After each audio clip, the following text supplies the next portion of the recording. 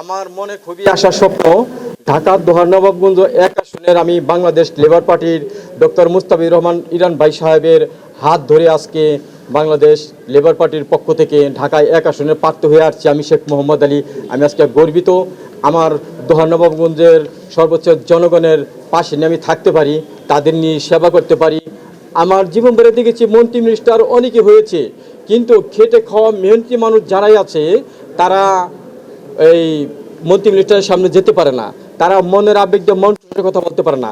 আমি শেখ মোহাম্মদ আলী এমপি, কিন্তু নামের উপর এমপি, কিন্তু যারা আছে খেটে খাওয়া মেহনতি মানুষ নবাবগঞ্জের সবার পাশে আমি থাকবো। বুক ফোলায় শেখ মোহাম্মদ আলীর সামনে আসবে, পাশে বসবে, মনের আবেগ দিয়ে মন খুলে করে সবাই কথা বলতে পারবে। আমি চাই যে খেটে খাওয়া মেহনতি মানুষ বুক ফুলাইয়ে যেতে চলতে পারে, দেশের স্বাধীনতাভাবে চলে ফেরা শান্তি পায়।